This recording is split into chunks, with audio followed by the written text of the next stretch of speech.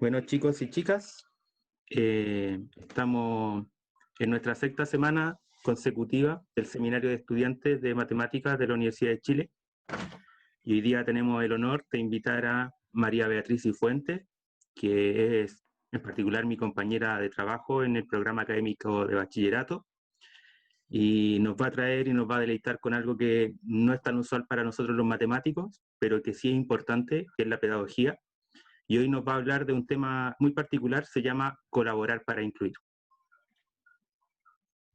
Bien, oye, muchas gracias por la invitación. Efectivamente, somos aquí, estamos entre colegas. Estoy muy honrada también de que los colegas hayan venido. Trabajamos hace varios años en realidad con Alejandro, con Harold, bueno, con Julio, que es mi jefe en el programa de bachillerato, con Mario, con Lía. Somos compañeros con Dani también de trabajo y de estudio, así que estoy como honrada también de que se hayan animado a venir. Les voy a compartir la pantalla. Bueno, lo que les voy a presentar hoy día es más bien el itinerario de una investigación, uno podría decir una investigación aplicada o una investigación acción, si quieren, que se ha venido desarrollando en el programa de bachillerato, en particular en la asignatura de Matemáticas 1 y 2, que es para chicos de primer año. Y yo diría que es un itinerario que lleva por unos 6 años, porque la iniciativa comenzó el 2014, y en torno a eso podemos decir que es un tema y es una experiencia que se ha ido desarrollando, y nuestra labor investigativa ha estado también orientada a ir indagando y profundizando en aquellos aspectos de la experiencia que nos parecen más llamativos y que en un contexto como en el que estamos hoy creo que son de total pertinencia. Le pusimos colaborar para incluir, y bueno, espero que en la presentación quede más o menos claro cuál es el sentido de este título. Comentarles en primer lugar que, como les decía, este es el itinerario de una experiencia de aula, en aula matemática, y que ha tenido también un correlato investigativo. Hemos realizado ahí una bonita, yo diría, armonización de distintas formaciones e intereses, también de distintos roles en el proceso, porque en particular yo no estoy en aula, yo no hago clases. Sin embargo, me ha tocado acompañar a un equipo de profesores de matemática que se animaron hace 6 años atrás a darle forma a una experiencia orientada a la nivelación de competencias de matemáticas de entrada, ¿ya? Partiendo de la base que había un problema importante en parte de los chicos que ingresaban a primer año en su formación matemática anterior, y lo que pasaba es que tendían a reprobar la asignatura en el primer semestre o el segundo semestre, y eso afectaba fuertemente sus posibilidades de continuar, no solamente en la línea matemática, sino que eventualmente también continuar en la universidad. Entonces, en primer lugar, estamos situados aquí en un caso, en una experiencia, y esta experiencia ha sido abordada, y esto me interesa resaltarlo mucho, por un equipo interdisciplinario, por una mirada también, y un encuentro, un diálogo entre dos disciplinas, básicamente. Por parte de los profesores, la disciplina de las matemáticas, con toda la densidad que esta tiene, y por otro lado también lo que desde la educación y la investigación en educación puede hacerse para mejorar las experiencias de aula que hoy día están teniendo nuestros estudiantes. En términos generales, y aquí está la imagen de una publicación que nosotros hicimos en el 2017, y bueno, en esa publicación, como para resumir, logramos evidenciar que esta experiencia orientada a la nivelación impactaba positivamente tanto en el rendimiento como en la percepción de los estudiantes. O sea, no solamente a los chicos les empezó a ir mejor a partir de este curso de nivelación, por así decirlo, sino que además empezaron a sentir mejor respecto a las matemáticas, respecto a su propia posición también como miembros de la comunidad universitaria. Esta experiencia en aula matemática podemos decir que es una innovación pedagógica. ¿Y por qué pedagógica? Porque ocurre en aula y busca intervenir, busca mejorar, busca realizar ajustes a lo que está pasando, uno diría, en el corazón del proceso educativo, que es lo pedagógico, que es lo que ocurre en el aula. Esta innovación tiene un foco muy claro, y que es el foco que hemos continuado también a lo largo de los años, y que es el foco en la equidad y la inclusión, que hoy día es un tema que interpela fuertemente la educación en general en nuestro país, a la educación superior en particular, y bueno, en el contexto actual de esta docencia virtualizada de manera forzosa y repentina, yo creo que los temas de equidad e inclusión también vuelven a tocar nuestra puerta e interpelarnos, como, no solamente como académicas, como investigadoras, sino que también como miembros de una sociedad marcada por la desigualdad. Eso es como el contexto general. Les quiero mostrar un poco, dentro del itinerario de esta experiencia han habido varias etapas, yo diría la última, o sea, la penúltima, porque la última es la que estamos viviendo ahora. La penúltima tiene que ver con una idea de los profesores y que básicamente consistió en la implementación de pizarras en las salas de clase para que los chicos pudieran trabajar en grupo en una instancia de taller del curso que se realiza los días sábados. Y gracias a esta inventiva de los profesores, instalamos pizarras en la sala de clases para que los chicos trabajaran en grupo, y más o menos esto es lo que tú puedes ver en el aula del taller de matemáticas.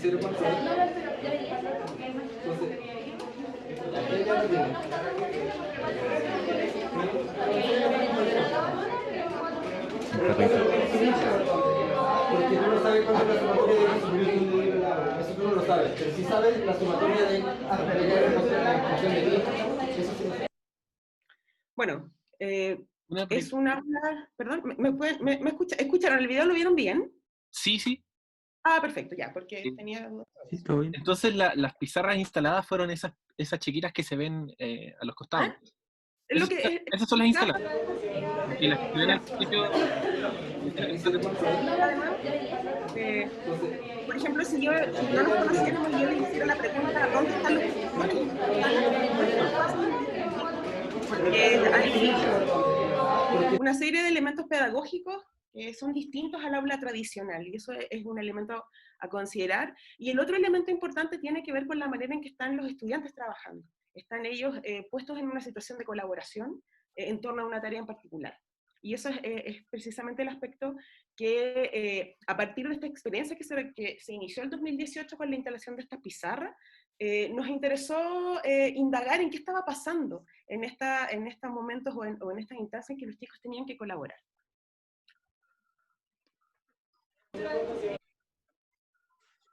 Le preguntamos al final de ese año, al final de ese semestre, que fue el segundo semestre del año 2018, le preguntamos a los estudiantes qué les había parecido esta experiencia. Ha sido de una manera bien amplia, sin mucho foco inicialmente. Estábamos explorando en las percepciones, en las sensaciones y cómo los chicos percibían los beneficios de esta experiencia.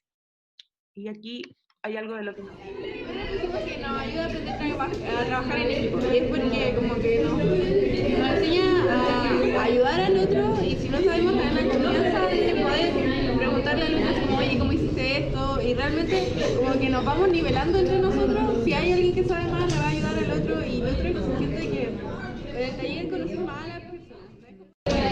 Nos da el tiempo, el taller nos ayuda mucho, como que nos da un tiempo aparte, como que nos obliga a darle un tiempo en matemática para poder estudiar y resolver los ejercicios. Y como es semana a semana, vamos repasando la materia y como que se adhiere a la materia, como que no queda volando, como que se pasó nomás, y después antes de la prueba tienes que revisar todo, sino que es como que va realmente adquiriendo la información dentro de los talleres, se va como reforzando todo lo que se aprende. Eso es lo que nos dijeron los estudiantes al final de este semestre, y a partir de eso nos dimos cuenta de que algo estaba pasando, no solamente en función de que los chicos parecían sentirse muy bien en estas instancias. De hecho grabamos varias sesiones de taller en completas, ¿no es cierto?, donde veíamos a los grupos trabajar y nos quedamos con la fuerte impresión de que esta instancia no solamente era agradable para los estudiantes, sino que también tenía cierto valor en términos de cómo estaba favoreciendo sus aprendizajes en matemáticas. También le preguntamos a los profesores, bueno, en este caso eran solo varones, le preguntamos a los profesores que estaban a cargo de este taller y que también son los autores de esta iniciativa o de esta innovación que constituyen las pizarras. Y esto fue algo de lo que nos dijeron. ¿Cómo evalúas tú el uso de las pizarras para el taller del MATG en las sesiones que se han Es hecho? una buena iniciativa porque los chiquillos están siendo mucho más autónomos y se ven en un espacio mucho más libre. Creo que es mucho más cómodo y lo sacamos justamente del espacio que siempre el cuaderno y el lápiz a un espacio ya más de movimiento. Creo que es mucho mejor. Entre ellos ayuda mucho más porque está mucho más representativa una imagen así como hacia arriba. El espacio yo creo que es favorable. Uno puede observar lo que están haciendo, que eso es muy difícil en el momento del cuaderno, que uno tendría que la letra chica, etc. También uno observa claramente quién es el que está participando más, por si en verdad se están explicando entre ellos, porque lo estás viendo así parado, es más en movimiento de lo que está hablando. Eso yo creo que son beneficios muy buenos para saber justamente quién es el que está más débil y así poder fijarnos más en ellos. Bueno, a partir de estos testimonios que pueden ver ustedes, que como les digo, fueron recogidos así como muy en caliente cuando el taller estaba terminando. De hecho, estos pequeños clips los tomamos cuando estaba terminando la clase. Y a partir de esta recolección de evidencia, así como bien a lo largo y a lo ancho que hicimos en ese semestre, nos quedamos con la fuerte impresión de que la colaboración era un elemento central en esta experiencia y que tenía un valor, como les decía, no solamente en términos de generar una afectividad positiva hacia el taller, sino que también teníamos la sospecha de que detrás de esta percepción positiva que tenían los estudiantes y las estudiantes, había algo más que tenía que ver con la colaboración o este trabajo colaborativo como una instancia para potenciar su aprendizaje de las matemáticas, para favorecer una comprensión más profunda respecto a la disciplina y sobre todo sentirse incluidos en una clase que de alto nivel, ¿no es cierto?, en términos disciplinares, la exigencia en este curso es bastante alta, considerando que son estudiantes que vienen recién saliendo de su cuarto medio, muchas de ellas o varias de ellas vienen de colegios donde la cobertura curricular, por ejemplo, en enseñanza media no es la que se espera, donde eventualmente los aprendizajes que ellas lograron adquirir y profundizar en su formación escolar están bastante distantes de lo que la universidad les pide en su primer año. Entonces, teníamos la sospecha de que la colaboración tenía aquí un elemento central, como les decía, y nos fuimos a buscar, un poco en base a la evidencia, nos fuimos a buscar herramientas conceptuales y metodológicas que nos permitieran comprender la colaboración y la relación que la colaboración tiene con el aprendizaje. No solamente considerar la colaboración como un elemento de contexto, como un buen contexto que genera afectos positivos y buenas relaciones interpersonales, que por supuesto que lo genera, pero nuestro interés era dilucidar de qué forma la colaboración como contexto y como instancia podía también relacionarse con la calidad de los aprendizajes que estábamos observando en esta aula innovada, que es la que les acabo de mostrar. Nos fuimos en busca de estas herramientas conceptuales y aterrizamos, no es casualidad porque tiene que ver también con mi formación anterior, con mis propios intereses, no solamente teóricos, sino que también éticos, y nos encontramos con que los enfoques socioculturales y sociocognitivos respecto al aprendizaje nos entregaban algunas ideas clave que nos permitían ir elaborando o levantando un dispositivo para poder investigar, para poder adentrarnos en esta realidad que es esta aula intervenida de la manera en que ustedes pudieron ver. Anoté aquí, tomé algunas notas. Es imposible en una presentación de estas características poder resumir o poder abordar los aspectos centrales que devienen de estos enfoques socioculturales y sociocognitivos. Lo que sí hay que decir es que hay ciertos elementos fundacionales y ciertos personajes que son fundamentales en esta historia. Yo creo que algunas de ustedes que tienen algún acercamiento a las teorías del aprendizaje y a la educación han escuchado hablar de Lev Vygotsky, un psicólogo de principios del siglo XX, que a pesar de su corta vida, yo diría que dejó sembradas muchas semillas que hoy día han florecido en distintas corrientes, tanto teóricas como investigativas respecto a los procesos de aprendizaje. Entre las ideas claves que este personaje nos dejó y que después sus seguidores desarrollaron de manera más profunda, es que el desarrollo cognitivo de las personas tiene que ver con el desarrollo de las personas en sí, con su proceso de crecimiento y maduración, y que podría definirse que el desarrollo cognitivo es la iniciación de los y las niñas en la comunidad y la cultura.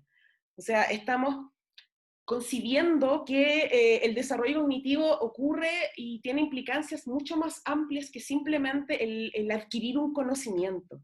A través del desarrollo de tu cognición, tú estás pasando a formar parte de la comunidad humana en la cual tú naciste y en la cual tú eres socializada.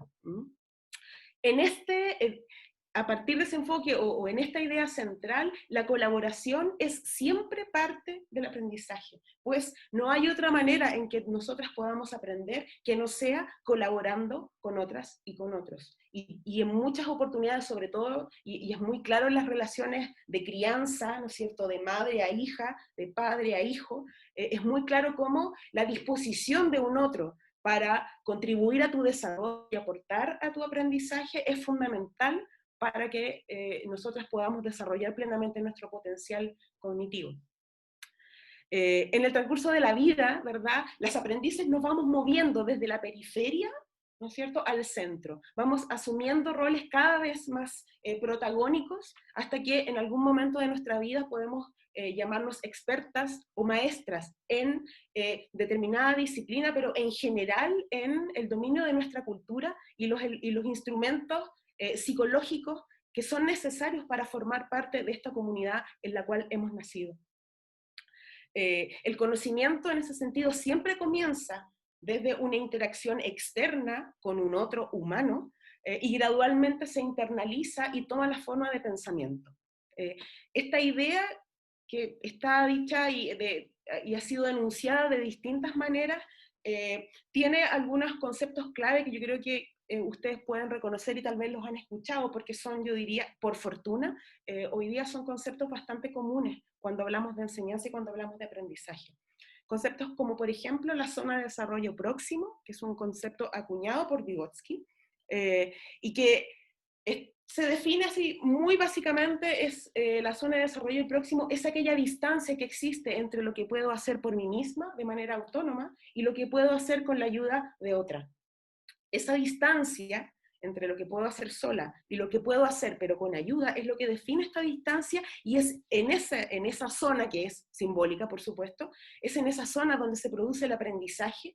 Yo me diría, cualquiera que quiera enseñarle a otra tiene que identificar cuál es la zona de desarrollo próximo de ese aprendiz que está también en disposición de aprender. Otra de las ideas claves que son parte de este paradigma, yo diría, porque no es solamente una teoría, es un paradigma, una manera de entender los procesos de desarrollo humano, es lo que se llama la ley de la doble formación, que aquí está resumido como de lo inter a lo intra, o sea, todos los instrumentos psicológicos, todas nuestras capacidades mentales, por así decirlo, incluso nuestro pensamiento y por supuesto nuestro lenguaje, primero ocurren en un plano interpsicológico, ¿no es cierto?, en relación con una otra. Y eso es muy claro para quienes hemos criado hijas, para quienes o hemos participado de alguna manera de la crianza de niños pequeños. Tú te das cuenta cómo los niños van internalizando los modelos que primero observan en su entorno y en su relación con las demás.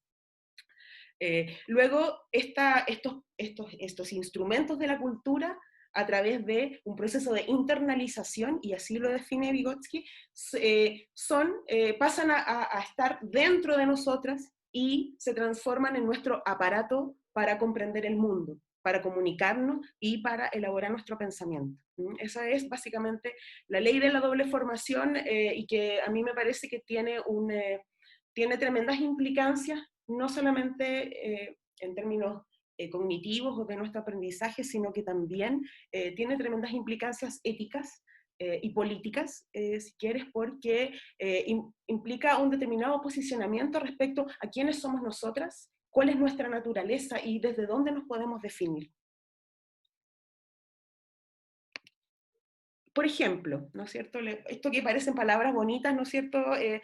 ha sido por fortuna desarrollada por las ciencias cognitivas, o sobre todo lo que se llama la corriente sociocognitiva. Y fíjate el nombre, sociocognitivo, es asumir de entrada que tu desarrollo cognitivo es interdependiente y dialoga permanentemente con lo que pasa en tu contexto social.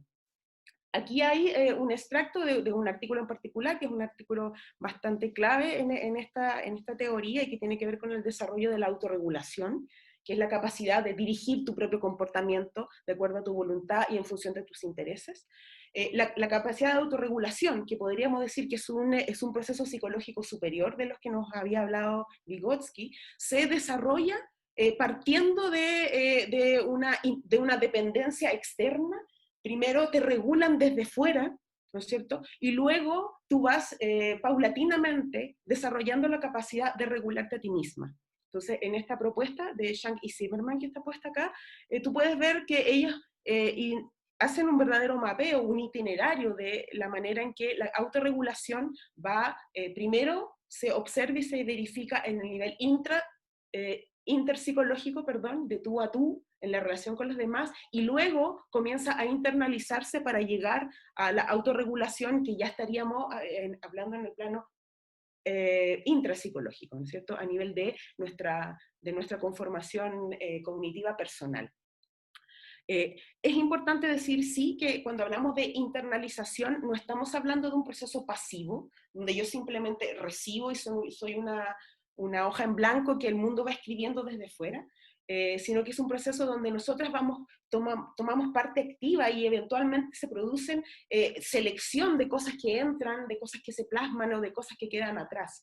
Y en ese proceso de internalización y de selección, claramente nuestro posicionamiento a nivel afectivo y motivacional juega un papel clave. Llegado el momento en que las capacidades que estaban afuera se transforman en capacidades personales que están dentro, entonces podemos decir que empieza un proceso donde yo misma, las influencias que provienen de mis mismos estímulos internos, son las que van siendo motor de mi desarrollo posterior, probablemente cuando yo ya he alcanzado también un nivel de madurez e independencia en mi propia vida. Esto se les ponía acá, no sé si queda suficientemente claro, después podemos profundizar en ello o aclarar la relación que tiene con lo que les señalaba hace poquito, y que es cómo es posible observar y mapear efectivamente estos procesos de internalización y verificar que en el caso, por ejemplo, del desarrollo de la autorregulación, se cumple o se verifica esta idea de que primero los instrumentos psicológicos se encuentran en el plano interpsicológico para luego internalizarse y formar parte de nuestro aparato cognitivo y nuestra interioridad, por así decirlo. Como yo les decía, estas ideas que traté de hacer un paneo muy general, estas ideas tienen profundas implicaciones epistemológicas, o sea, en términos de cómo entendemos nosotros el conocimiento, cómo nos entendemos a nosotras mismas como sujetos de conocimiento, y también tiene implicancias éticas, en términos de cuál es mi disposición y mi relación, y las normas que regulan mi relación con las demás, y también tienen implicaciones políticas, política en el amplio sentido de la palabra, que tiene que ver con cómo yo pienso, cómo nosotras pensamos la vida en común, y cuáles son las mejores decisiones que se pueden tomar para esta vida en común.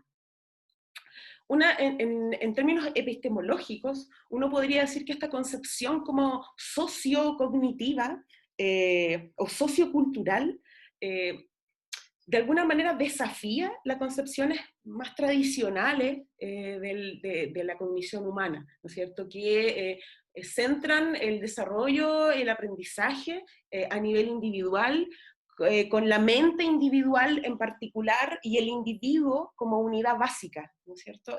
Si nosotros adoptamos este enfoque más sociocognitivo, la verdad es que los límites entre lo estrictamente individual y lo que es colectivo son bastante difusos. Y la verdad es que, radicalizando un poco esta postura, tú podrías decir, no es posible concebir el desarrollo cognitivo a nivel individual, y siempre tienes que situarte en esta relación dialéctica que se produce entre el adentro y el afuera.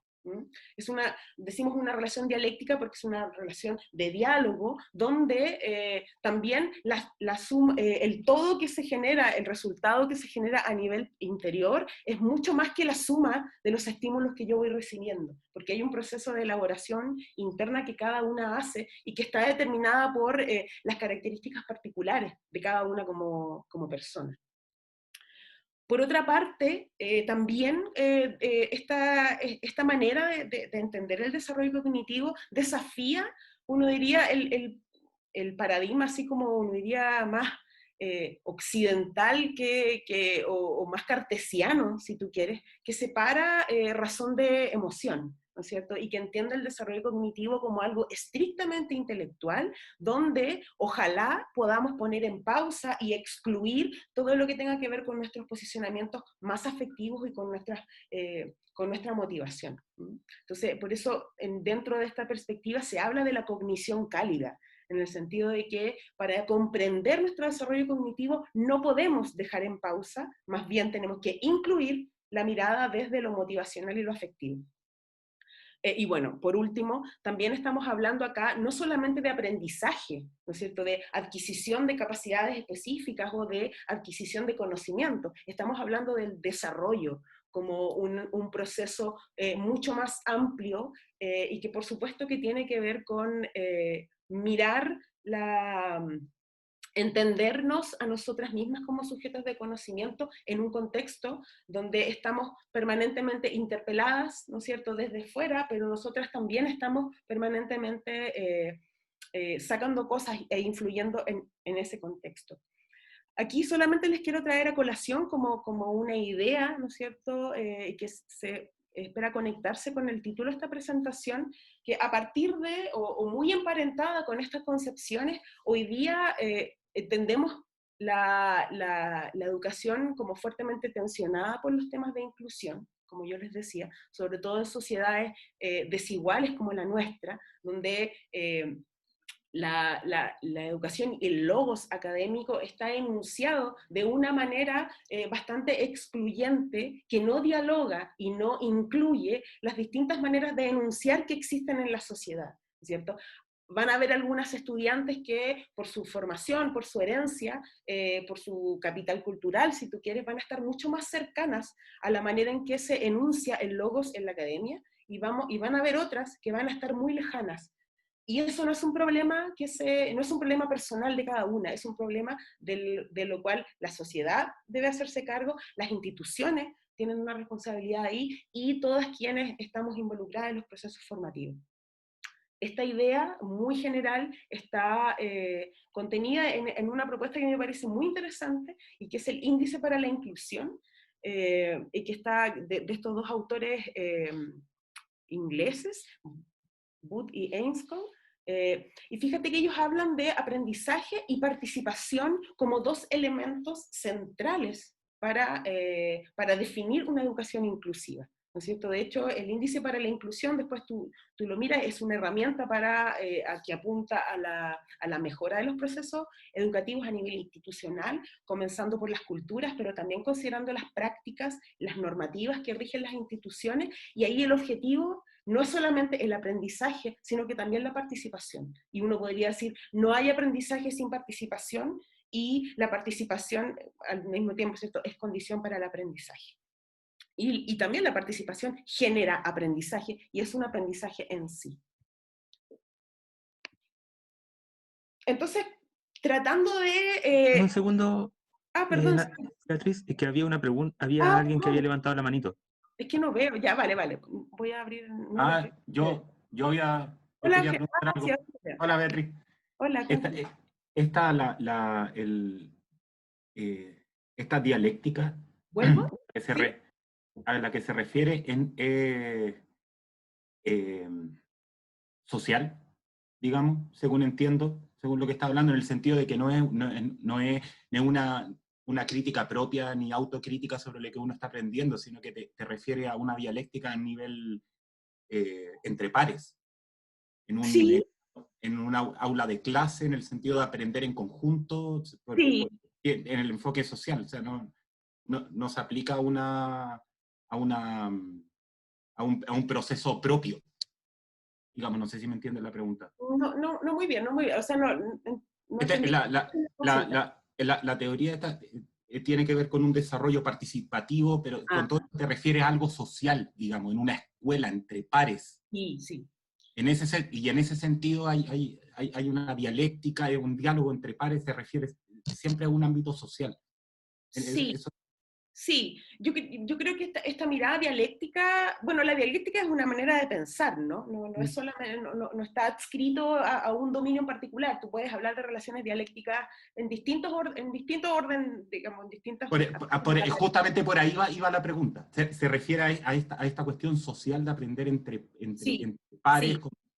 Ya, ahí tú lo aclaraste. Ya. Sí, me refería a eso, me refería que para comprender la relación que existe entre el adentro y el afuera, por así decirlo, entre lo intrapsicológico y lo interpsicológico, para poder comprender esa relación, yo debo adoptar una perspectiva dialéctica, ¿no es cierto? Yeah. Donde como que eliminas esta idea de que hay un adentro y un afuera, o sea, de alguna manera superas esta visión dicotómica sobre las cosas, donde las cosas son o no son, no pueden ser y no ser al mismo tiempo. Entonces, como que de alguna forma vas relativizando estas miradas, yo diría, epistemológicamente un poco más rígidas, más tradicionales, donde las cosas o son o no son. O sea, aquí el desempeño a usted le fue bien y a sus compañeros le fue mal, ¿no es cierto? ¿Esto es individual o esto es trabajo grupal? No puede ser las dos cosas.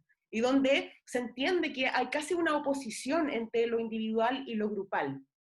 Bueno, y en general son paradigmas que a nivel educativo se expresan y que están fuertemente centrados en la demostración del desempeño individual, sin ninguna ayuda, que es el típico momento donde yo tengo que dar una prueba, en la soledad de mí misma, si es que eso fuera posible, ¿no es cierto? Demostrar en un tiempo limitado que soy capaz de hacer algo y soy capaz de hacerlo por mí misma sin ayuda de nadie.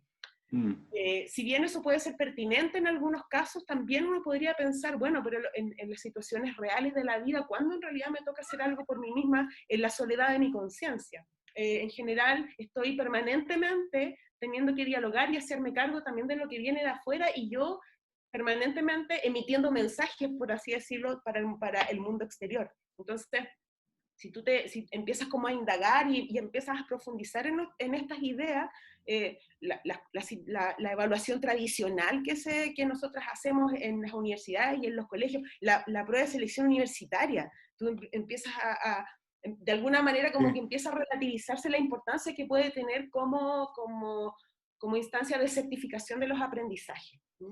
O sea, esas son algunas de las investigaciones que podría tener. Tiene una base, un postulado de base social y comunitario. Esto. Exactamente. Por eso hablamos de lo sociocultural, lo sociocognitivo. Sí, está a la base. Pensar que, insisto, epistemológicamente la unidad básica de conocimiento no es tu mente individual, sino que es un espectro más amplio que involucra una relación tuya con las demás también. Ya, perfecto. Gracias. Ya, entonces, en ese paraguas estábamos con las evidencias que habíamos recogido en el año 2018, y entonces fuimos a buscar, y ahora estamos en eso, buscando una batería conceptual y que nos permita asir metodológicamente esta realidad, ¿no es cierto? La realidad es un continuo que no tiene separaciones.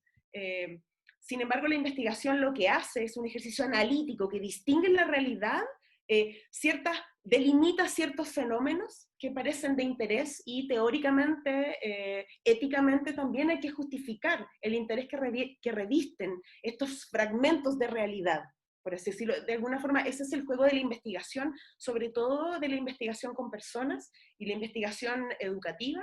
En particular, lo que nosotras nos propusimos realizar es una investigación de aula, donde nuestros datos y nuestras evidencias son estas grabaciones que les mostré al principio, horas de grabación donde están los chiquillos trabajando, resolviendo una tarea matemática. Entonces la pregunta es, bueno, ¿cómo poder encontrar en esta realidad que parece tan llena de cosas, tan densa, tan compleja, ¿cómo distinguir algún elemento que me permita hacer sentido con estos postulados de carácter más general que les acabo de exponer? ¿Cómo yo puedo ver en realidad que el aprendizaje siempre se produce en un diálogo permanente entre el adentro y el afuera? ¿Cómo puedo verlo? ¿Puedo observarlo? Esas son preguntas que nos hicimos. Y la otra pregunta que nos hacíamos también es, bueno, pero esto de la colaboración solamente es entretenido y es beneficioso porque las chiquillas se sienten bien y se sienten motivadas, ¿o no habrá algo que está pasando ahí a nivel de cómo ellas están ampliando su comprensión? Y que ese algo que está pasando está íntimamente relacionado con el hecho de que están trabajando juntas y que no están solas enfrentadas a su cuaderno, sino que están en una instancia donde entre 5 o 6 personas tienen una pizarra que además es un soporte que les permite exteriorizar su pensamiento y además ponerlo en común. ¿Ya? Porque eso es interesante, tú puedes exteriorizar tu pensamiento y hacerlo sola, no sé, en tu pieza, pero es distinto cuando tú exteriorizas tu pensamiento y esa exteriorización implica que tus compañeras van a dialogar, van a interpelarte, van a criticarte, van a sugerirte, ¿no? Entonces, luego uno podría decir que ese pensamiento exteriorizado, una vez que termina el ejercicio o termina la experiencia grupal, a nivel individual, cada una de nosotras ya no piensa exactamente lo mismo que pensaba al principio. Como nuestro propio pensamiento se vio transformado al ser de alguna forma como puesto al calor de la interacción colectiva. Eso es como lo que nosotros quisimos buscar para poder, como les decía, en este continuo, complejo y denso que es el aula, buscar algunos elementos que nos permitieran identificar fenómenos de interés. En ciencias sociales, no sé si en ciencias exactas, pero en ciencias sociales sí, los objetos de estudio se construyen, no existen, no son entidades que estén en el mundo exterior y que yo las capturo y digo, ya te atrapé, objeto de estudio, ahora te estudiaré. No es así. La verdad es que en las ciencias humanas nosotras delimitamos el objeto de estudio y el desafío para las investigadoras consiste en justificar ante la comunidad de sus pares, que son otras investigadoras, justificar que ese objeto efectivamente tiene una validez. Entonces, nuestra consigna era, bueno, las prácticas colaborativas favorecen la inclusión y el aprendizaje, y esa conclusión de alguna manera la habíamos extraído de estos testimonios directos que íbamos captando clase a clase una vez que los chicos y chicas terminaban el taller. El año pasado, 2019, junto aquí a 2 colegas y amigos que me acompañan, y que estoy contenta que estén escuchando esto, que también es parte del trabajo que hicimos en conjunto, postulamos el año pasado al Fondo de Investigación para la Docencia de Pregrado de la Universidad de Chile y nos adjudicamos un proyecto que tiene como título Colaborar para Incluir, y cuyo objeto es el análisis de las clases de taller de matemáticas. Y luego, bueno, he tratado ahora de explicarles qué es lo que andamos buscando nosotras en esas clases, qué es lo que queremos encontrar. Y para eso nos estamos ahora dotando de algunas herramientas teóricas, porque si bien estas ideas generales hacen mucho sentido y son muy interesantes de discutir, al momento de investigar tú tienes que operacionalizar, tienes que desmenuzar cada una de estas ideas hasta transformarla en unidades mínimas que te permitan observar indicadores, indicios de lo que andas buscando. En ninguna sala de clase tú vas a encontrar algo que se llame inclusión, pero la inclusión tú puedes separarla en sus partes constituyentes hasta llegar a la descripción de un comportamiento, de una conducta, que sí te permita acercarte a los datos y observarlo, tener evidencia de que eso está ocurriendo. Bueno, eso en general pasa en la investigación. Yo desconozco cómo es la lógica de investigación en matemáticas, pero en ciencias sociales es así de compleja como les digo, y alguien te puede cuestionar no solamente tu metodología o tu teoría, sino que te puede cuestionar el objeto de estudio que tú estás proponiendo. Entonces fuimos a buscar, y estamos todavía amasando ciertas herramientas conceptuales que nos permitan acercarnos a esta realidad de trabajo grupal, y encontramos una definición que es el trabajo que realiza Elizabeth Cohen en Estados Unidos. Ella sintetiza varios años de investigación en torno al trabajo colaborativo. Es un campo de investigación consolidado en educación y que tiene distintas expresiones, distintos autores, distintas teorías, yo diría tantas, que es bien fácil perderse, porque hay muchas propuestas que están basadas en distintos enfoques. Nosotros nos quedamos con una definición de trabajo colaborativo que tiene un fuerte énfasis sociológico, en la medida en que se enfatiza la tarea, también enfatiza la participación, la asignación de roles y eventualmente las jerarquías al interior de los grupos humanos. Y también una definición amplia que nos permite capturar distintas expresiones de trabajo colaborativo, ¿no es cierto? Nos permite capturar la variabilidad que se observa en las interacciones grupales, porque cuando nosotros trabajamos juntas, nuestras interacciones no son necesariamente estables, podemos ir variando. Hay un momento en que a lo mejor yo te explico algo y te estoy haciendo como de una pequeña profesora, y yo te explico, y luego tú me puedes explicar a mí, y a veces nadie le está explicando a nadie, y todas estamos resolviendo en común, ¿no? Esa variabilidad que quisimos capturar adoptando una definición de trabajo colaborativo, que es la que ustedes leen acá y que está destacada en naranja. Decimos que hay trabajo colaborativo cuando las chicas y chicos están trabajando juntos en grupos suficientemente pequeños para que todos y todas puedan participar. Eso es fundamental, por eso les decía que esta definición tiene un tinte sociológico, porque el tema de la participación es central. Decimos que están colaborando cuando están trabajando de manera participativa, todas juntas enfocadas en una tarea. Esto es distinto a que tienes una tarea, la divides en partes, cada cual hace una parte por separado y después la juntamos. Eso también es trabajo grupal, pero no es el horizonte de colaboración que nosotros queremos definir en esta investigación.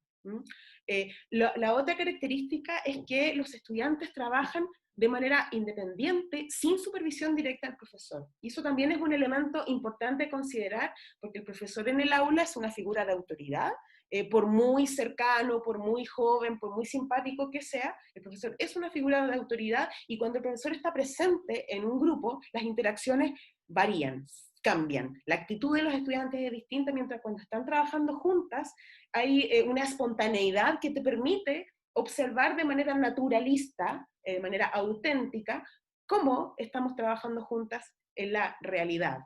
Y eso, bueno, tenemos muchas horas de grabación donde hay una pequeña cámara que no es muy invasiva, y donde los chicos miran la cámara, a veces se dan cuenta, echan tallas respecto a la cámara, le hablan a la cámara, pero en general se olvidan de la cámara y ellos interactúan de manera bastante espontánea. Y cuando llega el profesor, entonces la interacción cambia, porque bueno, llega el profesor, entonces guardan silencio, dejan de bromear, se enfocan en la tarea o hacen como que están enfocados. Hay distintas actitudes ahí frente a la figura de autoridad en el aula. Una cosa fundamental de esta definición y de esta batería conceptual que estamos afinando para irnos a investigar y a mirar estos datos que tenemos es la calidad de la interacción. Decimos que el foco de nuestra mirada, entre todas las cosas que podemos mirar cuando estamos viendo la grabación de un grupo, vamos a mirar la calidad de la interacción. ¿Cómo están interactuando? Sobre todo preguntándonos, ¿qué tan participativa es la interacción? O hay una que monopoliza la palabra y las demás solamente asienten, o hay una que está resolviendo el ejercicio y las demás están mirando el WhatsApp. Y también nos interesa ver qué tan igualitaria es la participación, cuáles son los roles o jerarquías implícitas que se pueden observar en estos grupos.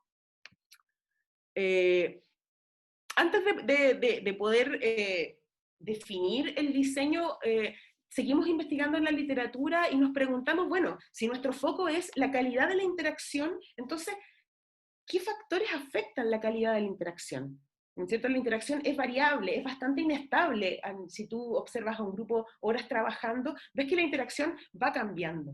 Y hay ciertas condiciones que, de acuerdo a los hallazgos de la investigación, favorecen interacciones más productivas, más participativas, y hay otras condiciones que inhiben esta interacción. Las características de la tarea son, yo diría, hay un gran acuerdo en las investigaciones respecto a que las características de la tarea que se le propone a los estudiantes es determinante para en términos de la calidad de las interacciones que se van a poder observar. Las tareas auténticamente colaborativas, las tareas no rutinarias, aquellas donde por ejemplo, no hay una secuencia de pasos preestablecidos para llegar a la solución, donde a veces ni siquiera hay una solución correcta, sino que hay varias alternativas, son características que favorecen interacciones más productivas y más ricas a nivel de los grupos. ¿Por qué? Porque en este tipo de tareas que son como de descubrimiento, tareas de modelación también en el ámbito de las matemáticas y de las ciencias, en este tipo de tareas el éxito del trabajo grupal depende fuertemente de la calidad de la interacción. O sea, si no participamos, si el grupo no está cohesionado, orientado hacia una tarea, entonces muy probablemente el llegar a la solución o a resolver ese problema que se les plantea se va a hacer muy difícil. Entonces, uno podría pensar, hay otro tipo de tareas que si bien se pueden realizar de manera grupal, no favorecen el enriquecimiento de las interacciones. Por ejemplo, aquellas tareas como la que les comentaba, que tú puedes dividirla en partes y cada cual hace una parte por separado y después se junta, ¿ya? Eso es un trabajo grupal, pero la densidad de la interacción que se va a poder observar en la realización de esa tarea va a ser menor a que si el grupo tiene necesariamente que estar pensando juntos para resolver la tarea que se les propone. Otras cosas que afectan la interacción y que a mí me interesan en particular son las diferencias de estatus en los estudiantes. Aquellas diferencias percibidas, ¿no es cierto?, que establecen como jerarquías invisibles al interior de una sala de clases.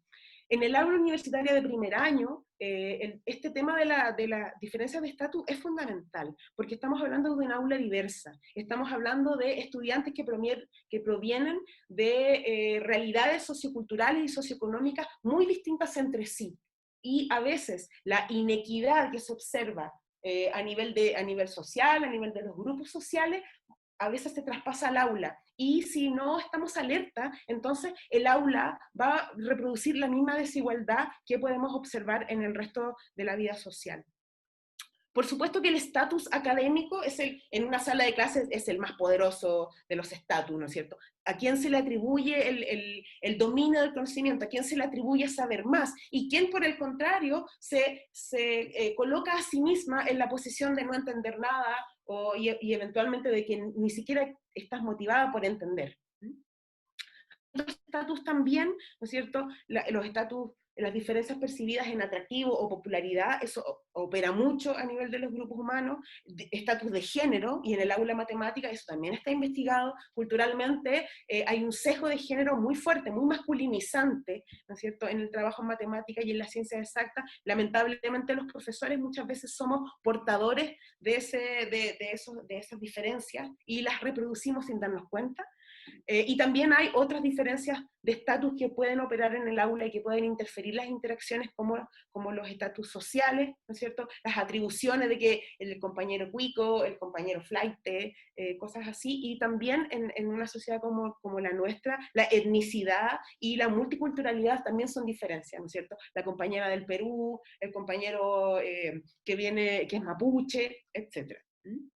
Entonces, esto, para sintetizar, tanto las características de la tarea como las diferencias de estatus entre los estudiantes, son condiciones que hay que tener en para poder comprender qué está pasando con las interacciones que observamos. En este momento en la investigación estamos procesando los videos que tenemos grabados para posteriormente ir a hilar fino e ir a caracterizar estas interacciones, y en base al trabajo de Cohen que yo les estaba mencionando, más este otro que está referenciado acá, hemos construido como este parámetro para ubicarnos, para comprender las interacciones en base a dos parámetros fundamentales: la reciprocidad y la igualdad en las interacciones. Decimos igualdad cuando nos referimos, como les estaba mencionando, a las diferencias de estatus y los roles de los miembros del equipo. Por ejemplo, una interacción altamente igualitaria es aquella donde el liderazgo, el conocimiento o la habilidad está equitativamente distribuida entre los miembros de un grupo. ¿Cómo se puede expresar eso? Bueno, que por ejemplo, en algunos momentos hay un estudiante, es uno el que está explicando en la pizarra, y en otros momentos hay otra que está explicando en la pizarra. No hay los roles son bastante intercambiables, por así decirlo. O incluso cuando hay dentro del grupo una persona que efectivamente tiene un dominio mayor de la matemática en este caso, eso no necesariamente implica que sea la única persona que puede emitir una opinión válida. Eso también habla de una interacción igualitaria, donde el hecho de saber más no implica una jerarquía. Bueno, la participación, que todos tienen la posibilidad de hablar, todos tienen la posibilidad de explicar, resolver, proponer o corregir, ¿no es cierto? No hay una asignación rígida de los roles. Y por otro lado, el parámetro de reciprocidad tiene que ver con la direccionalidad y la participación. O sea, cuánto estamos participando, quiénes se dirigen a quiénes, ¿no es cierto? Cuando hay solamente una hablando y las demás escuchando, ahí podemos hablar de una interacción que es poco recíproca, que solamente va en una dirección. Cuando vemos que de que todas hablan con todas se hacen preguntas, entonces hablamos de una interacción que es altamente recíproca. Y en estas coordenadas podemos distinguir distintos tipos o caracterizar distintos tipos de interacción. Hay interacciones que son altamente recíprocas y altamente igualitarias, y a esas les vamos a llamar relaciones colaborativas, donde de alguna manera se cumple este horizonte, donde todas trabajamos en común en función de una misma tarea de manera independiente sin la supervisión de un profesor. Tenemos también relaciones que son más bien de tutoría, donde hay una alta reciprocidad, por ejemplo, pero hay una baja igualdad, porque se asume que una sabe más que la otra y por lo tanto la que sabe más siempre le va a estar diciendo a la otra lo que tiene que hacer. Esto no necesariamente es malo, solamente es distinto a el hecho de colaborar en condiciones de mayor igualdad. Y también hay ciertas interacciones grupales que pueden ser caracterizadas como de cooperación, que es cuando estamos todas, digamos, somos todas de igual estatus, no se perciben grandes diferencias en ese sentido, pero para resolver la tarea la dividimos y cada cual resuelve de manera individual y luego se junta en partes, ¿no es cierto? Que es lo que le mencionaba adelante. Si bien esa es una relación que también es una interacción de tipo grupal, la cantidad y densidad de la interacción es menor, ¿ya? Porque la resolución misma de la tarea se hace en solitario y probablemente sin interactuar con tus pares. Estamos nosotras en este momento procesando el material audiovisual para entrar y buscar, ¿no es cierto?, las distintas expresiones de igualdad y reciprocidad en las interacciones que vamos a observar. En eso estamos en este momento, como les decía, con un trabajo, yo creo que estamos a toda máquina procesando los registros. Sin embargo, hoy día, y aquí ya como que les quería proponer un elemento más para la reflexión, ¿no es cierto? Y es que todo esto que nosotros estamos analizando hoy, en particular los videos de los que les hablo, podríamos estar horas mirando los videos, son muy entretenidos, ocurría en un contexto muy distinto al contexto actual. Hoy día estamos así. Y en ese sentido, la pregunta que yo les quiero plantear a ustedes es si es que en este nuevo contexto, forzoso, imprevisto, incierto, la necesidad de aprendizaje y participación es menos urgente en este nuevo contexto. ¿Y tendrá la colaboración algo que hacer en este contexto para favorecer el aprendizaje y la participación a pesar de las adversas circunstancias en las que hoy día estamos forzadas a aprender? A mí me parece que, sin lugar a dudas, nada será igual después de la experiencia que estamos viviendo. Incluso nuestra vuelta a las aulas presenciales y a las clases, entre comillas, tradicionales, incluso la vuelta a este taller a la cual hemos dedicado varios años de trabajo y de cariño también, no solamente hablo de mí, sino que también de los profesores que han hecho posible esta experiencia. Nada será igual cuando volvamos, porque después de este confinamiento forzoso y esta como virtualización repentina, probablemente hay muchas cosas que van a quedar atrás, porque tal vez hoy día estamos forzadas a atenernos a lo esencial, a cuál es el corazón del proceso. Desde que no podemos estar la misma cantidad de horas que pasábamos en clase, estar la misma cantidad de horas sentadas frente al computador, hasta que el aprendizaje y que la participación es una condición necesaria para el aprendizaje. Esas cosas que hoy día este contexto nos está haciendo como ver de manera más cruda o más radical, yo creo que van a hacer necesariamente que cuando volvamos a estar en el contexto presencial, hay muchas cosas que vamos a estar repensando. No sé cómo lo ven ustedes, yo les quiero dar las gracias por la atención, ha sido una larga exposición, espero todavía estar a tiempo para quedarme un ratito y comentar. No sé qué les parece, espero que la próxima vez que me toque estar acá sea para comentarles los resultados de la investigación que estamos desarrollando con harto cariño y harto ahínco. También somos 4 personas que estamos trabajando fuertemente, aprovechando la pandemia, estamos mirando los videos de las épocas antiguas donde estábamos en clase a 30 centímetros de distancia, sin mascarilla, y aprendiendo juntas. Eso, pues. Muchas gracias, y les dejo a ustedes planteada la pregunta. En este contexto actual, donde estamos forzosamente virtualizadas nuestras relaciones, ¿acaso el aprendizaje y la participación son menos urgentes? Y si no lo son, ¿cómo la colaboración puede ayudarnos a enfrentar juntas este momento de adversidad? Eso. Les abro las palabras, no sé, ya hay el moderador que pueda recoger. Súper. Gracias. ¿Algún comentario, alguna pregunta de alguno de los que está conectados? Yo quisiera decir algo rápido, para no ocuparle mucho tiempo a los demás. Que a mí me hace mucho sentido como todo lo que habló, porque me recordó los cursos con el profesor Ligerinsky. Él aplicaba esto, bueno, suele intentar hacerlo, donde, ¿cachai?, nos separa en grupitos pequeños, como decía ahí, como lo suficientemente pequeños de manera que todos interactúen. Él nos daba como la pauta de lo que había que estudiar, qué era lo que uno tenía que exponerle a su pequeño grupo. Y claro, él tampoco estaba encima. Él se paseaba nomás y observaba. Y eso es algo que él ha venido aplicando hace rato. No es una cosa así que se le ocurre a la loca. Entonces, no, estuvo súper buena la charla. Así que muchas gracias, de verdad. Y bueno, con respecto ahora de lo otro, del tema de la interacción, esa pregunta, lo hablábamos la otra vez con el Ale, creo, la vez pasada. Y claro, ahora la cosa complicada es que, y que yo creo que justamente afecta el tema de la interacción, es que ahora se trata como de hacer una especie de simulación de la sala. Y en ese sentido también los que juegan ese rol como metodológico son los profes, ¿cachai?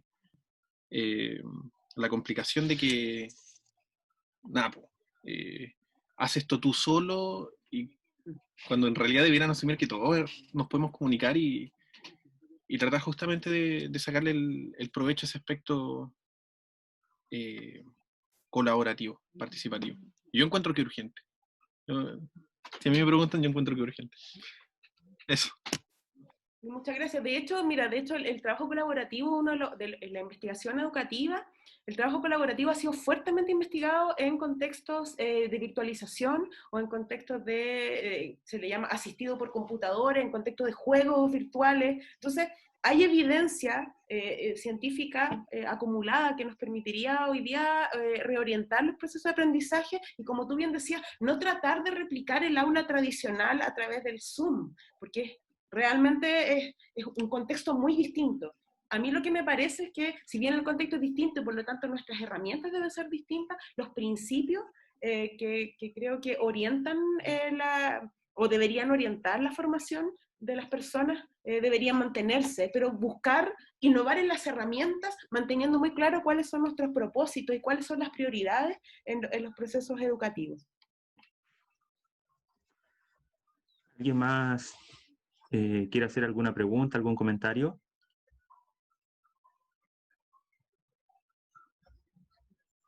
Solo con esto de la virtualización, Beatriz, que ahí se acentúa un punto base en en lo que están investigando también del tema de la desigualdad, esa edad, y que puede, ¿cómo se llama?, hacer que la participación no resulte muy bien. En esto se acentúa mucho la desigualdad justamente en el acceso a la tecnología. Entonces, en este nuevo paradigma virtual de las clases, de asemejar todo, en la aplicación ha sido un poco forzosa, un poco vergonzosa también, y complicado en ese sentido. Así que yo creo que está difícil, no porque no se pueda aplicar, sino justamente por una cuestión de base, Claro. de la falta de acceso a las tecnologías, la conexión, a todo lo que involucra eso. Eso. Ya que dejaste la pregunta abierta, eso como reflexión, que es lo que se ha visto en bachillerato por lo demás también. No, claro, de hecho esa pregunta era para ustedes, profes de matemática en bachillerato, porque de hecho ustedes en este contexto como que a mi juicio han sido capaces de flexibilizar también las herramientas manteniéndose fieles a los principios. Eso es algo que yo creo que habla muy bien de ustedes como equipo, ¿no es cierto? Puedes flexibilizar tus herramientas, porque son medios, pero manteniendo tus fines. ¿Y cuál es el fin? Bueno, promover el aprendizaje, promover el desarrollo de los estudiantes, hacer que las clases, sobre todo la experiencia universitaria, yo creo que todas nosotras, todas las que estamos aquí conectadas en esta sesión, hay un antes y un después en nuestra vida. La universidad es una experiencia tremendamente profunda, que gatilla muchos procesos de desarrollo, no solamente a nivel cognitivo, sino que a todo nivel. Entonces, esa experiencia es la que hoy día muchas de nuestras estudiantes no están pudiendo tener. Entonces, la pregunta es, la pregunta es más bien, ¿por qué nos vamos a aferrar a los antiguos medios? Si en realidad la idea es innovar en las maneras para poder mantener el principio de que la experiencia universitaria sea efectivamente una experiencia de desarrollo, y no solamente un pasar para certificar y obtener tu cartón. Hola. Bueno, primero que todo quería agradecerte como por la presentación, porque me parece muy bueno también plantear esta conexión entre educación y matemática, y más en un contexto de bachillerato, porque creo que es algo que nos falta como a nivel de país, o no lo sé, pero la conexión entre la educación y las distintas disciplinas, siento que es algo que tiene que venir y que tiene que ser súper importante, y que es algo que se tiene que dar.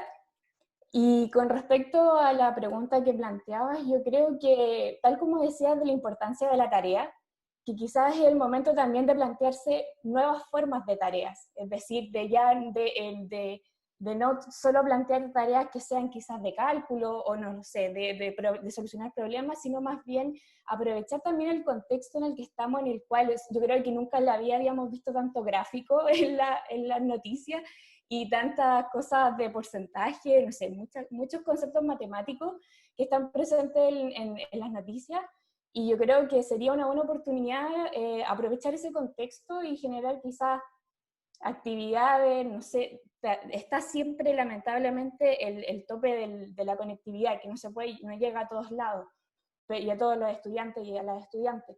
Pero creo que quizá una forma de generar espacios colaborativos puede ser utilizar el contexto en el que estamos y generar tareas también en base a ese contexto y que nos afectan, yo creo, directamente a todos y a todas, y que también nos permitiría comprender un poco mejor lo que está pasando. Yo creo que eso puede ser quizás de alguna manera una forma de desarrollar o de plantear la colaboración de manera virtual, por decirlo de alguna manera.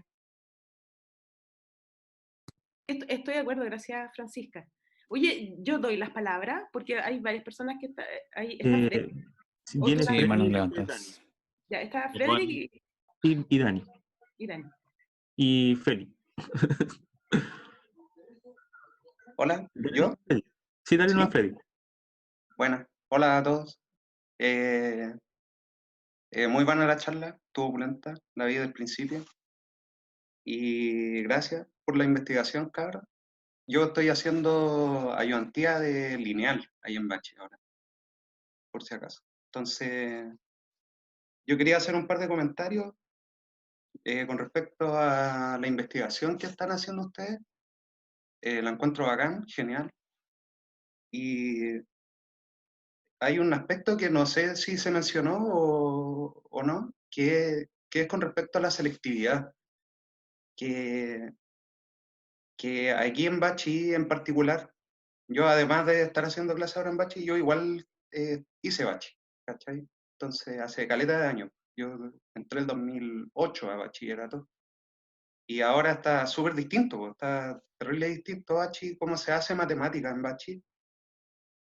Y lo que más siempre me causó como impacto de lo que decía el profe Babul, de lo que el ideal de él de lo que él pensaba que podía ser bachillerato, era que fuera una especie de que todo el mundo entrara a bachillerato, de todas las carreras, de todos los colegios entraran a un bachillerato.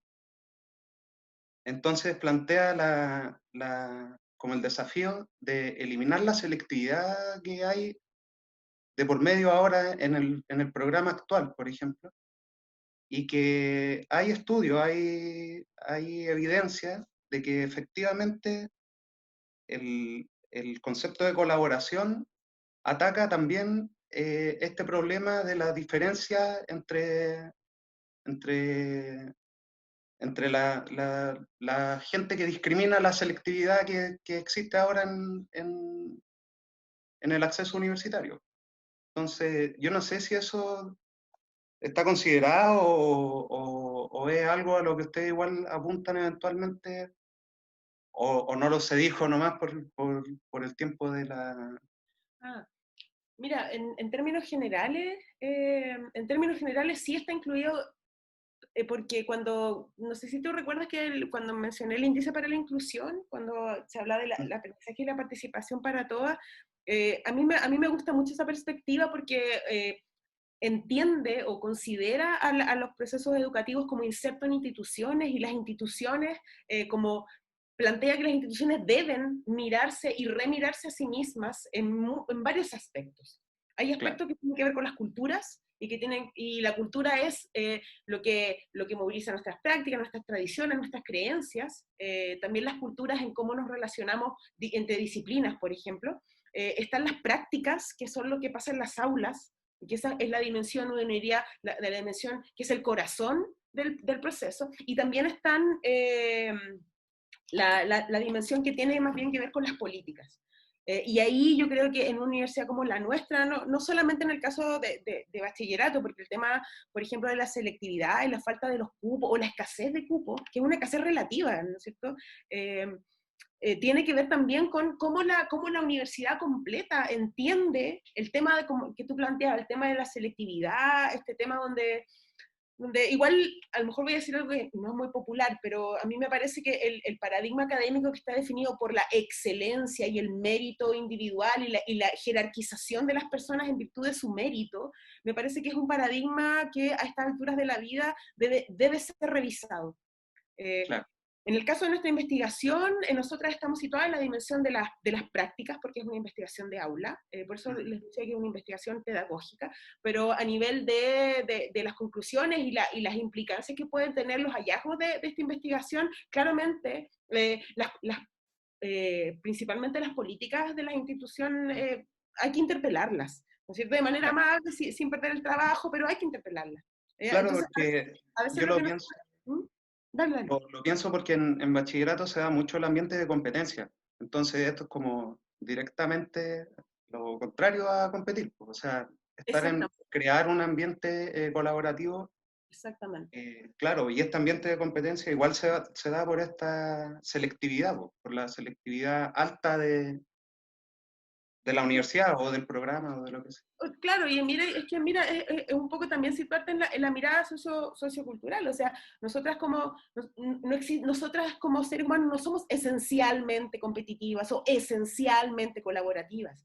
Las condiciones en las cuales nos toca vivir y donde estamos situadas, son esas condiciones las que nos van de alguna manera como determinando para reaccionar de una u otra manera. Entonces ahí uno diría, bueno, ¿dónde está la solución? ¿O a dónde tenemos que apuntar para superar estos problemas? Bueno, a las condiciones, ¿no es cierto?, que hoy día nos constriñen, o nos limitan, o nos abren puertas, o nos cierran puertas. Yo creo que cualquier reflexión en términos educativos necesariamente tiene que arribar a un pensamiento como más general, en términos de, bueno, ¿cuáles son las condiciones en las cuales la universidad ejerce su función, que es contribuir a la formación de personas?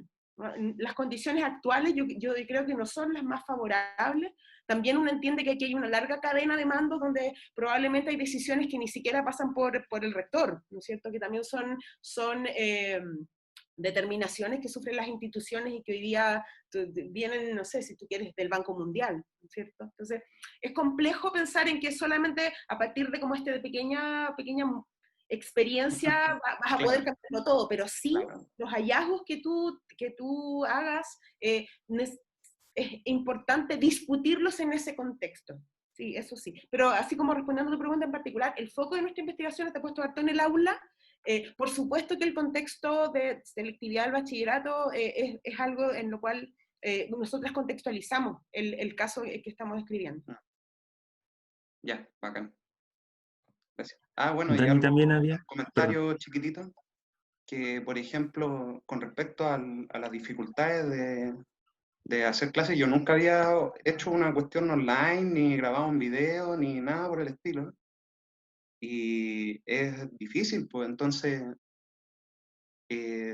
por ejemplo, con respecto a la forma de evaluar, también yo lo he encontrado como medio complicado. En particular, no sé, en vez de hacer controles, porque ya no se puede, entre comillas, como propiamente darle un control y ver que cada uno hace su cuestión individual, se mandó una tarea, por ejemplo, y una semana para hacer la tarea y bla, bla, bla, y corregí casi un 80% de tareas iguales, entonces, y estaban malas más encima, entonces como que la profe decidimos que fueran en grupos, por ejemplo, en grupos de A4 o qué sé yo, y parece que resulta mejor porque lo obliga a trabajar y más o menos, no sé si es coincidencia o si la Karen es súper, como está al tanto de cosas como por el estilo, está diseñada más o menos bajo ese paradigma que, claro, si uno le da una tarea en grupo, es más larga y todo, pero no puede ser que alguien haga un pedacito y después haga otro pedacito el otro y otro ejercicio, el A, B, C, sino que es como una tarea difícil en términos conceptuales y requiere que personas trabajen al mismo tiempo en los problemas, qué sé yo. Entonces, ha funcionado. Sí, yo creo que voy a ver si funciona pero ahora, después de ver lo que ustedes están diciendo, como que me da más confianza de probar cosas de ese estilo.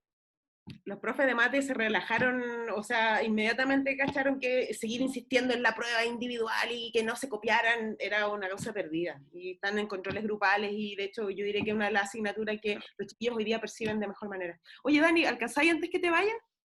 ¿O te tienes que ir? El Dani se tiene que ir. Sí, no hay problema, tranqui, está bien. De hecho, soy yo el problema acá. Sí, una cosita pequeñita en verdad. Ya han dicho varias cosas. Me gustaría decir que yo creo que esta pandemia nos ha permitido dar cuenta de cuál es justamente la posición de la tecnología en este mundo.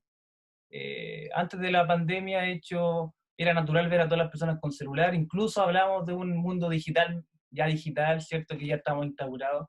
Pero creo que esta pandemia dio cuenta justamente de que, oye, parece ser que la tecnología, la posición que tienen está bien y es que hay que entenderla, y creo que esta es nuestra instancia para justamente relevar qué rol tiene la tecnología en nuestra vida cotidiana, incluso en los procesos de aprendizaje, y al mismo tiempo también revela y releva también las necesidades de estar interactuando permanentemente con los estudiantes y deconstruye de cierta manera la manera en cómo estamos consiguiendo la educación y la enseñanza en un sentido como, usualmente uno la concibe como un sentido como asimetral, en la línea de que es un profesor el que le enseña al estudiante, y creo que esta pandemia, al menos en mi experiencia personal, me ha permitido como ahondar más en la co-construcción del conocimiento, donde ya la figura de un profesor ya siquiera casi ya en este contexto ya no es tan útil, sino que lo que es útil acá y lo que nos interesa es cómo construimos y cómo aportamos todos colaborativamente en este proceso de enseñanza. Creo que acá los profesores también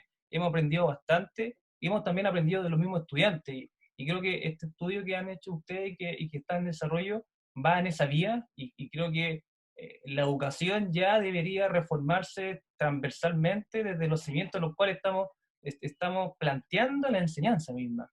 Y al mismo tiempo me gustaría plantear una duda, más que una duda, sería interesante, Bea, que explicara un poco cuáles son los desafíos de hacer este tipo de análisis, porque hacer análisis de video es todo un tema. Si bien esto es ideal hacerlo, tiene muchas dificultades en paralelo que nos tensionan. Pucha, ¿qué hacemos? Yo quiero hacer algo colaborativo, pero ¿cómo hago? ¿Cómo me doy cuenta que efectivamente está teniendo un impacto en los estudiantes? Y al mismo tiempo, ¿cómo me hago cargo de toda la inversión de tiempo, toda la organización que implica levantar este tipo de investigaciones, levantar datos, generar inferencias? Y en esa línea, lo más usual es que los profesores y los programas académicos se basan en evaluaciones sumativas, que al parecer ya, y el foco está en lo sumativo, en poner notas, en evaluar, en ordenar a los estudiantes, pero al parecer hay que expandirse un poco, hay que salir de la zona de confort y empezar a mirar otro tipo de evaluaciones que son incluso mucho más productivas, mucho más efectivas que las sumativas, como la que están planteando acá, me da la impresión.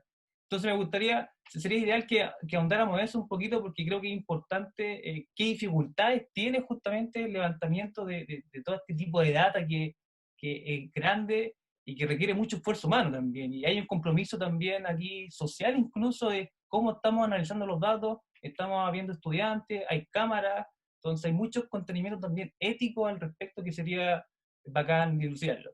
Lo siento, Sí. yo me tengo que ir, Bea, así que Dale, yo la dale. tiré y me voy. Te tiraste la piedra, escondiste la mano, ¿cómo era la Exacto, lo siento, disculpe. Oye, gracias Dani, qué bueno que viniste, súper. Gracias. Eso, ok. Nos vemos, chao, chao, cuídense. Nos vemos. Bueno, Chao. mira, sí, yo no quise andar en esto porque no, es un tema como bien de la cocina y la investigación, es súper complejo. Yo de hecho creo, además, por ejemplo, una investigación como esta sin financiamiento no se puede realizar porque, o sea, a no ser que sea solo con trabajo voluntario, y porque es harto tiempo. Mira, hay varias cosas, hay todo un proceso. El levantamiento de datos, como decía el Dani, tiene implicaciones éticas importantes. O sea, tú no puedes llegar y poner una cámara en una sala y grabar a la gente sin que se dé cuenta, sin que esté al tanto de qué se va a hacer con su grabación. Eso también hoy día nos interpela un poco con este tema de las grabaciones de Zoom. A mí me parecería muy legítimo que de repente un estudiante dijera, oye, yo no quiero que me graben. Porque creo que la privacidad y la integridad de nosotras como personas es prioritario y está por sobre otras consideraciones. Sin embargo, bueno, por fortuna nosotras en esta investigación tuvimos la participación, yo diría, casi sin exclusión de los estudiantes. Yo recuerdo solamente un curso en el cual un estudiante prefirió no participar. Entonces hay un proceso que se llama el proceso de consentimiento informado, donde no el profesor, porque el profesor, como le decía, es una figura de autoridad, sino que yo, en este caso como investigadora, fui a la sala de clase y les conté a los chiquillos qué es lo que estaba haciendo, para qué lo que estaba haciendo, y eso queda explícito en un documento donde se detallan los propósitos de la investigación, donde se asumen compromisos con las personas, como por ejemplo el anonimato, como por ejemplo la confidencialidad de los datos, y como por ejemplo el uso de este tipo de registros exclusivamente para fines de investigación. O sea, no, estos videos que ustedes vieron, algunos que les mostré, no van a estar en un YouTube, no van a ser un GIF o un meme, o sea, cosas un poco extremas, pero que de verdad es importante hacerte responsable de que las personas están compartiendo contigo algo que es su propia privacidad, son sus voces, son sus gestos, etc. Entonces, está ese proceso, luego se graba, y es un cacho cuando no tienen las condiciones técnicas. Entonces hoy día tenemos uno de los grandes problemas, que mucho del registro que tenemos, las horas de grabación, no todo ese material es analizable, porque el ruido ambiente, porque justo la cámara estaba y un chico estuvo toda la clase delante de la cámara y se ve solamente su polerón, cosas así, que se acaba la batería, que la cámara se cae, hay una serie de... Porque además hay que considerar, y esta es una característica de la investigación que estamos realizando, que es una investigación naturalista. Esto no es un contexto experimental, no es un laboratorio, sala de clases, es una sala de clases real. Y se grabaron las clases reales tal y cual ocurrieron, ¿no? Hay otros tipos de contextos donde uno puede levantar datos con con condiciones más intervenidas. Bueno, las ciencias exactas saben muy bien la diferencia entre un contexto experimental y uno que no es experimental. Este es un contexto totalmente no experimental, es un contexto naturalista, y eso también presenta hartas dificultades. Y bueno, y respecto al análisis, lo que decía el Dani, y este tipo de investigación, no es muy frecuente la investigación basada en observación, porque es requiere mucho recurso de tiempo, de energía humana, pero también hay que cumplir con una serie de consideraciones de rigor. Porque no puedo decir, mira, ahí yo veo, y este se juntó con este, y este lo que pasa es que le tenía mala, por eso no se juntaron. ¿No es cierto? Ese tipo de análisis que uno puede hacer así como cuando comentas al pasar con tus amigas, en este caso tú tienes que ir con pies de plomo dando cuenta de la validez de tus observaciones, y ahí se abre un mundo súper complejo en términos metodológicos. A propósito, excluí esa parte como en la presentación, porque de verdad da para una presentación en sí mismo hablar de todas las dificultades que tiene este tipo de investigación. Y por último, de lo que señaló el Dani al principio, me parece muy importante el tema del posicionamiento o el reposicionamiento de las tecnologías. A mí me parece, yo misma he reevaluado, yo soy muy de aula presencial, nunca me ha interesado mucho tal cosa computacional, nada, ¿no es cierto? Sin embargo, hoy día entiendo que las herramientas tecnológicas tienen el potencial de poder favorecer procesos de aprendizaje profundo. Sin embargo, eso depende mucho del uso que se le dé y cuál es la intencionalidad pedagógica o cuál es la intencionalidad educativa que va a estar detrás de la herramienta. La herramienta en sí no hace nada, ni el Zoom, ni el no sé cuánto, ni la pizarra, la herramienta en sí no hace nada. Y al contrario, la intencionalidad pedagógica lo hace todo, y un profesor o una profesora altamente comprometido con el aprendizaje de sus estudiantes puede hacer maravilla con una hoja de cuaderno y un lápiz. Lo que no implica que los profes tengan que, arréglensela ustedes, no. Yo entiendo que también la institución tiene que dar soporte, a propósito de lo de equidad que decía Eugenio, tiene que dar soporte en la medida en que se pueda.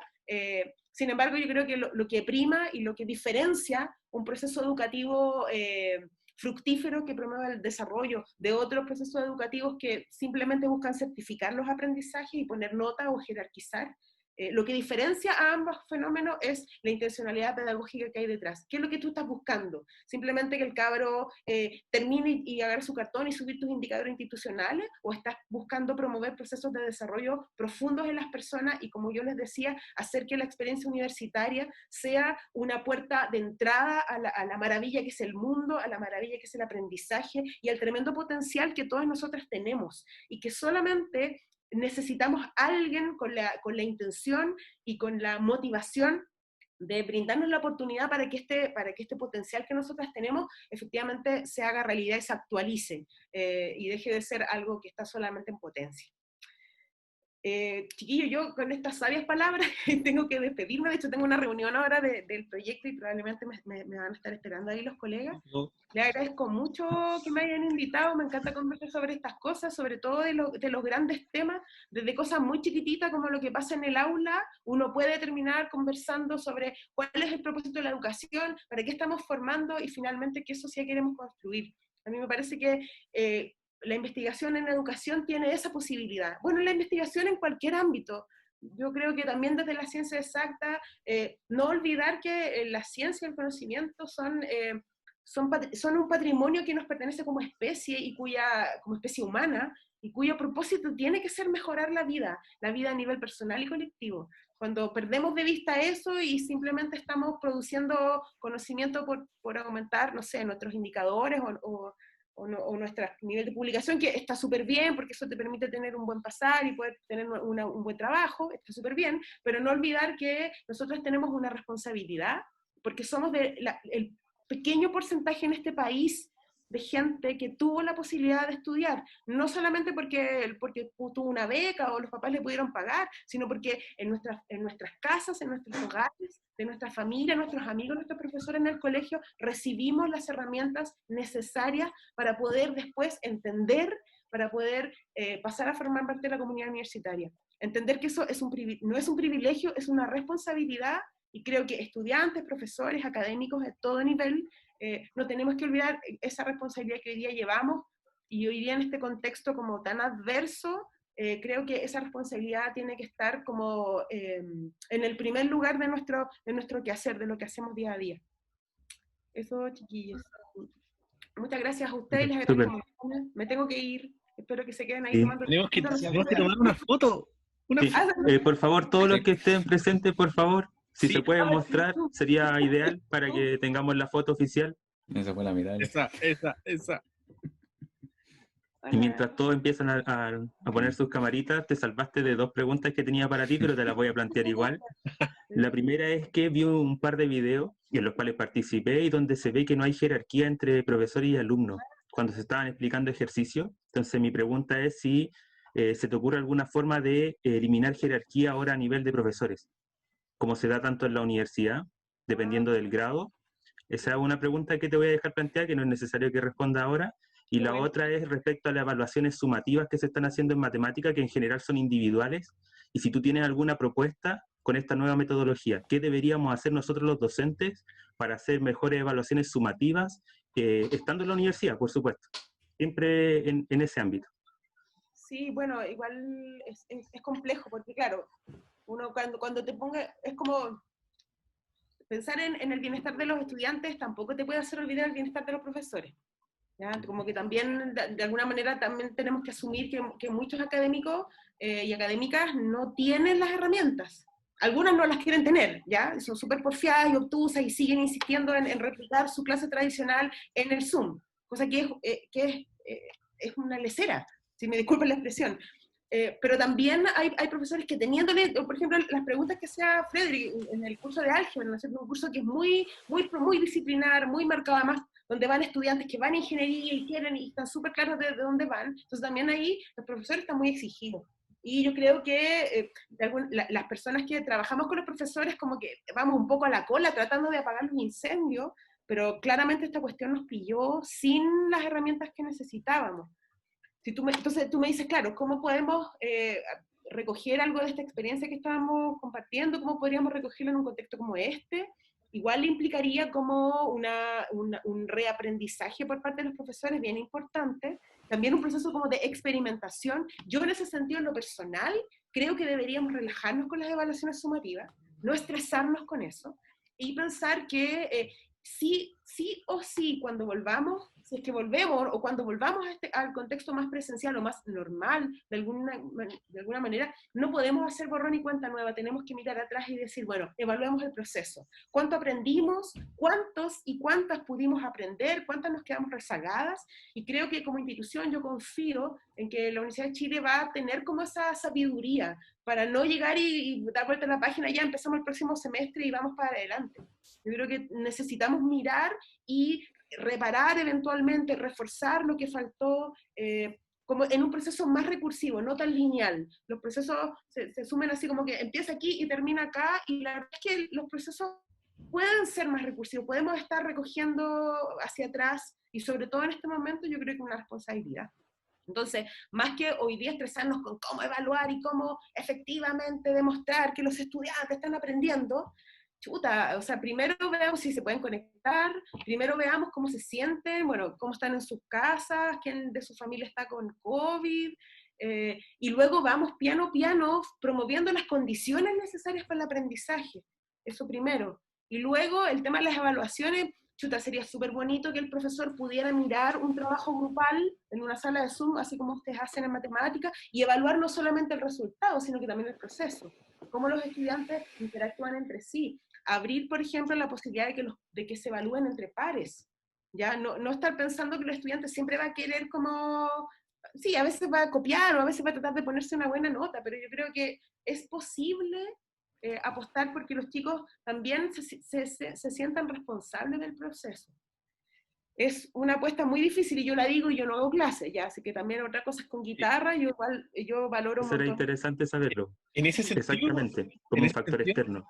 Yo vuelvo a lo mismo, el profe Levinsky tiene ahí como su cosa media barrosa, pero trata. O sea, si tú faltáis te pone un -2, ponte. Tu nota máxima, si lo hiciste bien, es un 14, si lo hiciste muy bien. Clase a clase te autoevaluáis, o sea, te evalúa a tus compañeros, y después igual viene una parte individual, pero pero muchas de las cosas mencionadas por Beatriz aparecen ahí, no sé, digo yo, para observar esa experiencia. Bueno, muchas gracias. Oye, Súper. hola, Iván. Súper, justo llegó Iván, que era el que faltaba Tampoco- un ratito. Bueno, te agradecemos mucho, Beatriz. Muchas gracias por todo. Un aplauso, ahora sí se puede. Bravo. Nos vemos pronto. Chao. Gusto ver.